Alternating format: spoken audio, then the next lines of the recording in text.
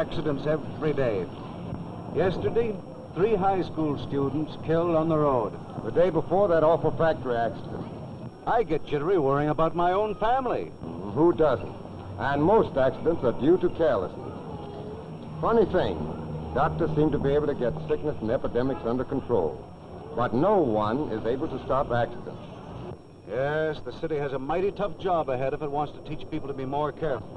People take too many chances. They just don't think. Yes, too many people do take chances without thinking. To combat this, federal, state, city, and lay organizations have joined to educate people toward carefulness, to cut down the enormous number of accidents due in the main to downright carelessness. Today, at every turn, the public is warned of ever-present danger. These constant reminders are doing a splendid job at urging all of us to alert. Unfortunately, there are too many people who forget too easily, and many individuals who take reckless chances at the expense of more cautious citizens. The result, an accident rate so great that officials are being forced to ask for more drastic laws to curb criminal carelessness. To the public health official, the comparison of accident figures is strikingly revealing. While the battle against disease and epidemic gradually is being won, in contrast, the accident toll charts an undiminishing grim line of needless death. In 1 year in the United States, 10,500 people died from influenza. Meningitis claimed 1,700 lives. Poliomyelitis accounted for 1,200 deaths. The year's heavy toll of tuberculosis took 53,000 lives. Deaths from other communicable diseases totaled 27,000. But accidents in a single year claimed 100,000 lives, far exceeding the death toll of all communicable diseases combined. The death figures are small compared to the whole story.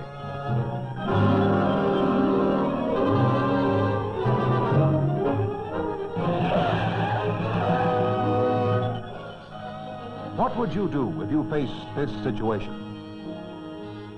This is a time to be calm and deliberate. Yet seconds may count now, may mean the difference between life and death.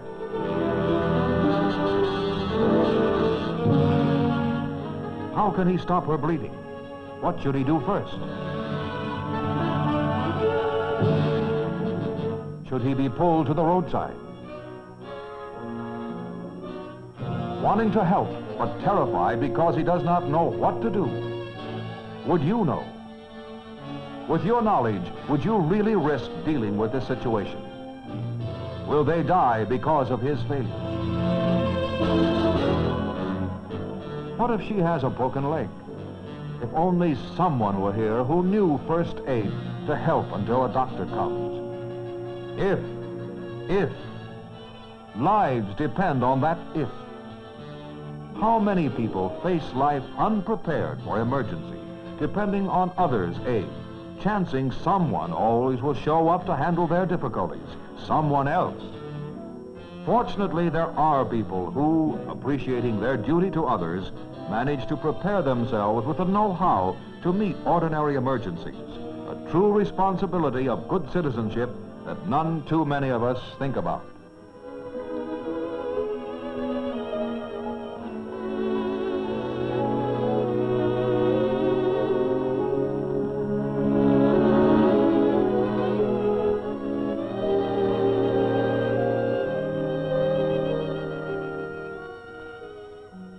Chance saved her life.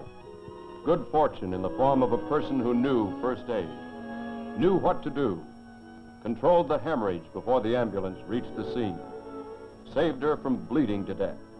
Most people believe they know what to do in case of an accident. Our observation is that unless they are first aid trained, they do not know.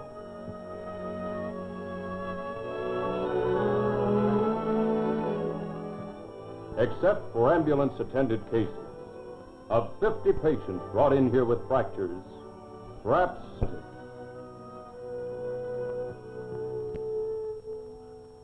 boxes come in smeared with grease, butter, lard, and this often leads to infection. People try to help in an emergency. They mean well, but untrained people just don't do the right thing. Yet, a little real knowledge of first aid, gained so easily by attending a free instruction class, would help to save many families much misery. Today and every working day, at Red Cross classes throughout the country, serious-minded men and women, young and old, are gaining priceless knowledge of first aid to cope with most emergency situations. If we expect others to help us or our families in time of crisis, we too should be qualified to help them.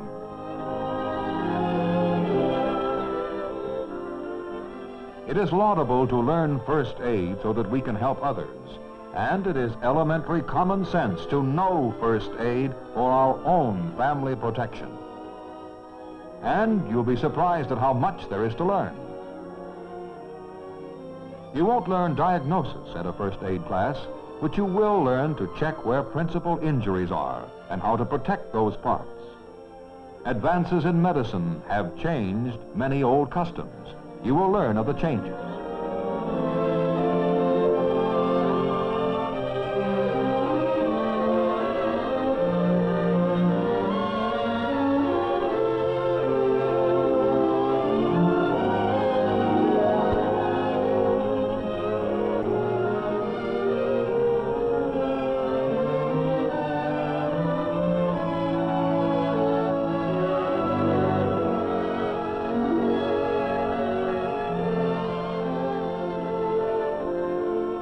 This Red Cross training will fit you to give proper first aid using safest methods recommended by eminent doctors.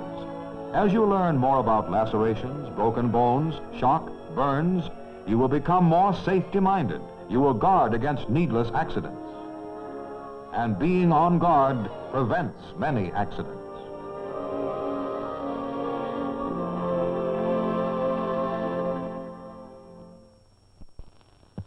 Industry has its accident problems. Safety experts are working constantly to eliminate unnecessary hazards and to fight carelessness. Vigilance is the rule among employees. Yet, despite precautions, there were 2 million accidents in industry last year. The cost, 46 million workdays. Economic loss, $2 billion. A major factor in cutting down the accident rate in many plants is the introduction of Red Cross first aid classes. There is no guesswork in evaluating first aid instruction in industry. The records of plants, large and small, tell the same story. First aid trained people have fewer accidents.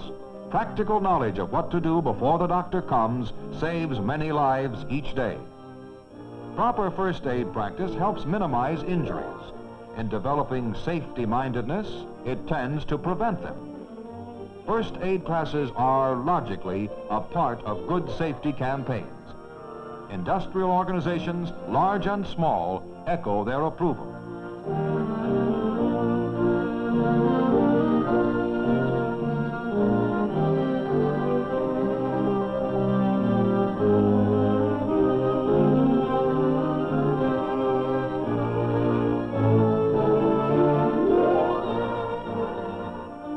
High on the list of accident breeding places is the farm. That supposedly peaceful life we read about is actually fraught with daily danger. Farm families have more accidents than any other occupational group. With doctors and hospitals many miles distant, with immediate care and long transportation often necessary, farmers need first aid education much more than most people. Agricultural organizations now urge that at least 2 persons on each farm qualify in first aid. Farmers have responsibility for their families and their hired help too. Among children of all age groups, accidents lead as a cause of death. Educators are presenting courses in safety and first aid to impress students with the hazards of carelessness. It is hard to teach children to be careful. They're full of life and sometimes reckless when at play. School training cannot promote safety without reminders from home, too. Constant hints that children should be smart enough to avoid accidents.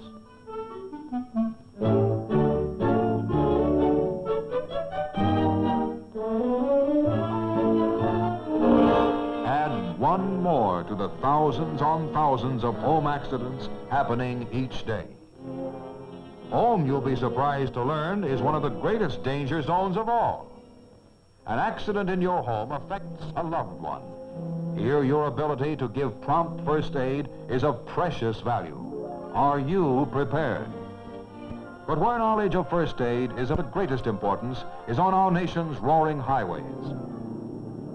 As each day sees steadily increasing traffic, each day's accident menace grows greater. Think of it, accident fatalities far beyond the death toll of our last 2 wars combined. Familiar scene, Junior borrowing the family car, Dad and Mother cautioning, now drive slowly, take it easy. If these parents only knew, more effective than warnings for youngsters, actual Red Cross first aid instruction and studying about critical injuries punches home the necessity of being more safety-minded. The open road and a fine day. Warning? Just another sign. Better go slower, Junior. Remember those newspaper headlines? Ah, that's other people. Poor drivers. Not Junior. He can outdrive anyone on the road. Luckily, most drivers are courteous and careful. Good drivers usually are. But Junior, what about other innocent people you jeopardize? Let them worry. Ice going, fine car, sleek, smooth as a jet plane. See, Junior can pass any car on the road, and with power to spare. Junior, as a driver, you think you're tops. But there are other drivers who think they're tops. Accidents can happen anywhere, anytime, to anyone. When old people die, it is sad. But when youngsters are crippled, youth, promise, and achievement unrealized, it is even more tragic. It takes more than sympathy to help injured persons. It may be some time before a doctor can be procured, and these youngsters need help urgently. It is here that Red Cross training pays big dividends, for it is only first aid trained men and women who know what help safely can be given before the doctor arrives. Men and women who have taken this training because of their feeling of obligation to their families and to their fellow men. Red Cross has prepared many of your neighbors for emergency, to aid the injured during those long, anxious minutes before professional help can reach them, to help someone's loved one in pain. Who knows? Perhaps someday, someone in your family. Such help is heartening, but the record is frightening. 10 million accidents a year in our homes and industry, on our farms and on our highways, at work and at play. Accidents to our neighbors, accidents in our own family. Every passing hour, 1,100 more people being injured, in need of quick aid, trained aid. This is the nation's problem. It is the responsibility of every community leader, and it is your problem and mine. Red Cross classes are ready to give you the know-how to meet emergencies.